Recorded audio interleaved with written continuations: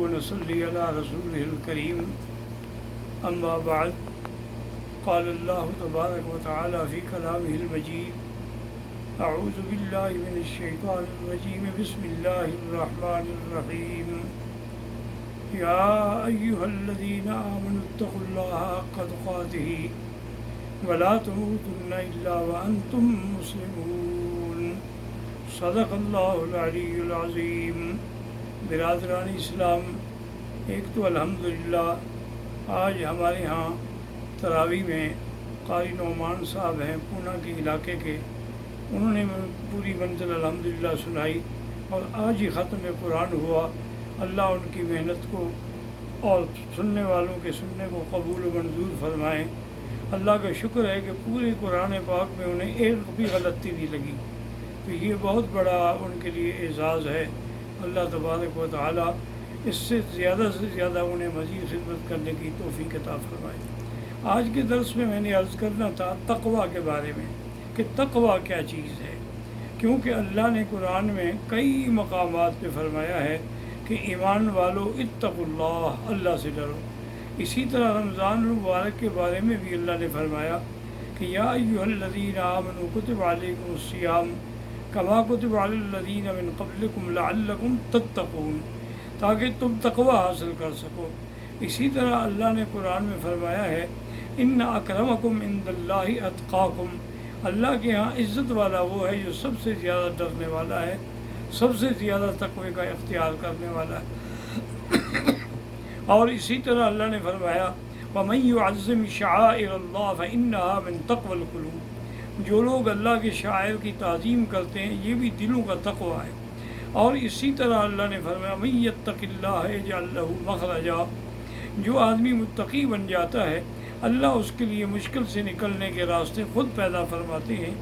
وَيَرْزُقْهُ مِنْ حَيْثُ لَا يَحْتَسِبُ، اور اس کو ایسے مقام سے رزق عطا فرماتے ہیں جہاں سے اس کو کبھی گمان بھی نہیں ہوتا۔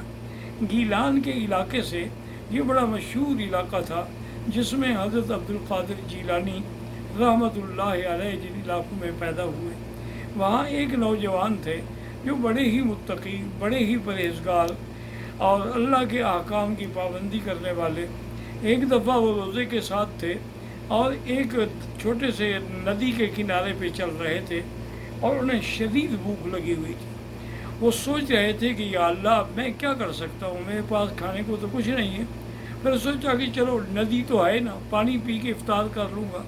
اسی اثنا میں دیکھا کہ ایک سیب جو ہے وہ تیرتا ہوا آ رہا ہے، تو انہوں نے اپنے اس بھوک کے غلبے کی وجہ سے فوراً سیب کو پکڑ لیا اور سیب بھی کھایا اور پانی بھی پیا، افطار کر لیا۔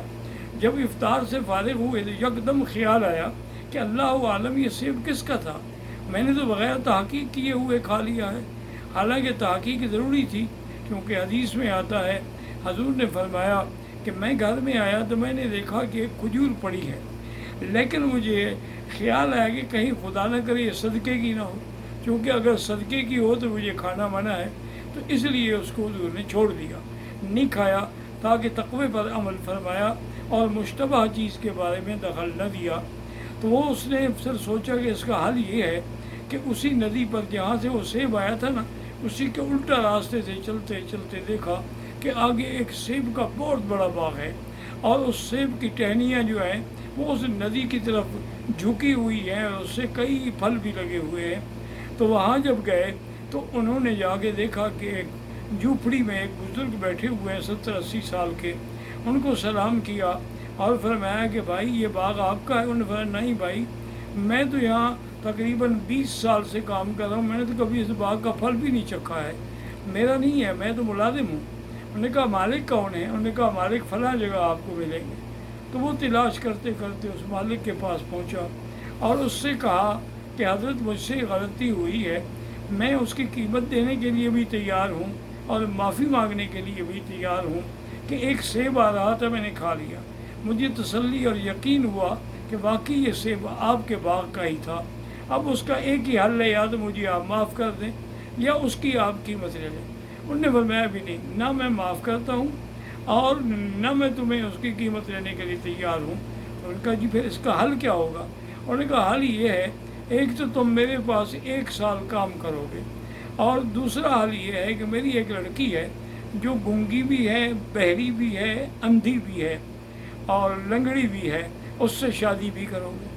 اگر یہ دونوں شرطیں تمہیں منظور ہوں تو پھر تو میں تمہیں معاف کروں گا، ورنہ میں معاف نہیں کرتا۔ انہوں نے سوچا کہ چلو اللہ کی پکڑ سے تو یہی پکڑ بہتر ہے، 1 سال کی محنت ہی کرنی ہوگی۔ 1 سال تک کام کرتے رہے۔ 1 سال کے بعد انہوں نے شادی کر دی، شریعت کے مطابق نکاح کر دیا، اور نکاح کرنے کے بعد اس کو لے کے آیا، فرمایا کہ بھئی یہ جو مکان ہے نا، یہ میں نے اسی لڑکی کے نام پر رکھا ہوا تھا، اب یہ اس کا ہے، اور اسی میں وہ تمہاری ہونے والی دلہن جو ہے وہ کمرے میں موجود ہے، اب آپ اس مکان میں جا سکتے ہیں۔ وہ کہتے ہیں کہ میں جب اندر آیا اور میں نے اس کمرے خاص میں جو سجایا گیا تھا اس میں نظر رکھی، تو وہاں تو ایک چاند سے بھی زیادہ خوبصورت لڑکی بیٹھی ہوئی تھی۔ میں ڈر گیا، میں ڈر کے فوراً پیچھے بھاگا۔ میں نے کہا یہ تو میں غلطی سے آ گیا ہوں، یہ پتہ نہیں یہ اور کوئی لڑکی ہے۔ تو میں باہر جب آیا تو مالک کے مکان سے ملا، کہتا تھا آپ نے میرے ساتھ کیوں دھوکہ کیا ہے، اندر تو کوئی اور بڑی خوبصورت لڑکی بیٹھی۔ میں نے کہا اللہ کے بندے یہی وہ لڑکی ہے جس سے تیرا نکاح ہوا ہے۔ میں نے کہا تھا وہ اندھی ہے کہ اس نے آج تک غیر محرم پہ نظر نہیں ڈالی۔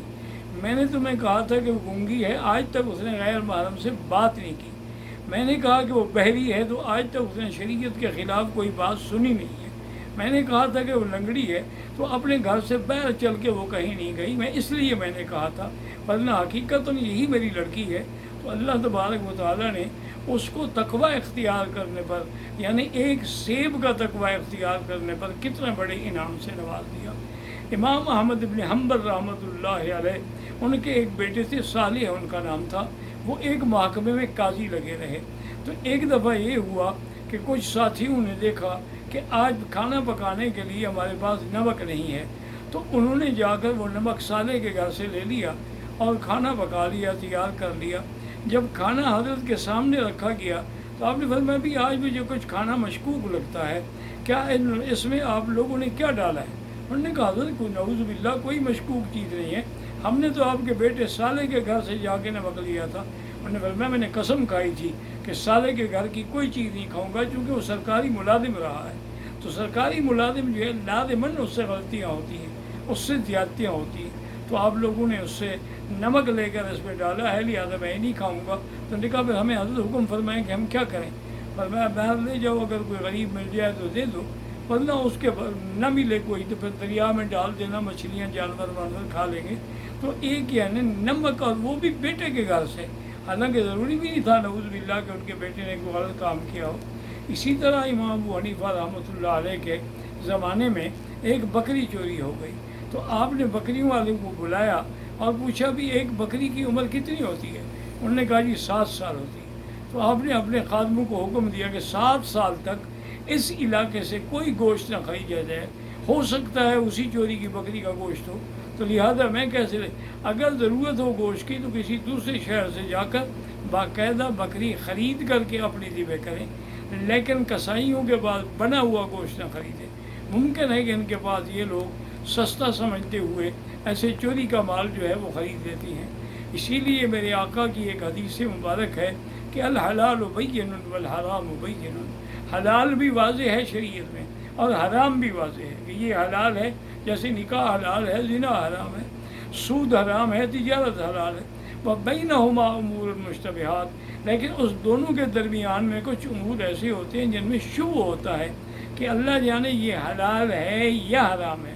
تو آپ نے فرمایا جو آدمی شبہات سے بچ جاتا ہے تو اللہ تبارک و تعالیٰ اس کو پھر حرام سے بھی بچا دیتے ہیں، اور اگر وہ شبہات میں وہ پڑ جاتا ہے تو کبھی نہ کبھی غلطی سے وہ حرام کے حدود بھی چھین بیٹھتا ہے۔ تو اس لیے شریعت کے جو احکام ہیں یاد رکھیں، اس میں بعض احکام ہیں جن پہ ہم نے عمل کرنا ہے، اس کو کہتے ہیں اطاعت، اور بعض اعمال ہیں جن کو ہم نے نہیں کرنا ہے، اس کو کہتے ہیں تقوی۔ تقوی بغیر اطاعت کے حاصل نہیں ہوتا، اور اطاعت جو ہے وہ بغیر تقوی کے حاصل نہیں ہو سکتی۔ تو اس کے لیے شریعت کے اندر جیسے اب نماز ہے، اس میں کتنے احکام ہیں جو ہے کرنے کا حکم دیا گیا ہے، اور انہی کے اندر ہمیں یہ بھی حکم دیا گیا ہے کہ نماز کو تم مذاق نہ سمجھو، نماز کے اندر ہنسو نہیں، نماز کے اندر اللہ کے سوا غیر کی طرف توجہ نہ کرو۔ تو تقوی کا معنی ہی یہی ہوتا ہے کہ جن چیزوں سے روکا جائے اس سے آدمی احتیاط کرے، تب وہ صحیح معنوں میں قابل بنتا ہے۔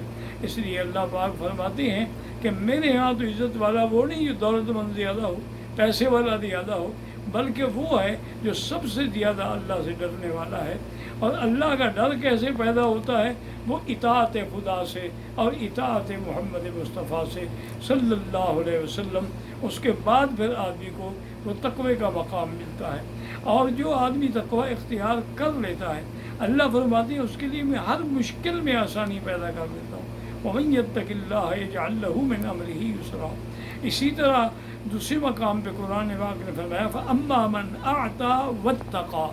یہ سیدنا ابی بکر رضی اللہ تعالیٰ شان میں ہے کہ جس نے صدقہ بھی دیا اور اللہ سے بھی ڈرا، اس کے بعد یہ ہم اس کے لیے مشکل سے مشکل معاملات کو بھی آسان کر دیتے ہیں۔ تو تقوی ایک ایسی اہم چیز ہے، اس لیے حکم ہے کہ انسان ہر حال میں ہر وقت یہی سوچتا رہے کہ کہیں مجھ سے یہ گناہ کا کام نہ ہو جائے۔ تو جب یہ بچنا اختیار کر لے گا تو اللہ تبارک و تعالیٰ، اسی لیے بعض علماء نے لکھا ہے کہ ولی بننے کا طریقہ یہی ہے کہ ان اولیاءہ الا المتقون، اللہ کے ولی وہی ہوتے ہیں جو اللہ سے ڈرنے والے ہوں۔ انہوں نے کہا کہ تم عبادت کرتے ہو لیکن ڈرتے نہیں ہو، اس کا معنی ہے کہ وہ عبادت بھی تمہاری قبول نہیں۔ تم نمازیں پڑھ رہے ہو، روزے رکھ رہے ہو، رمضان المبارک میں بڑی محنت کر رہے ہو، لیکن اللہ سے نہیں ڈرتے تو کوئی فائدہ نہیں۔ وآخر دعوانا ان الحمد للہ رب العالمین۔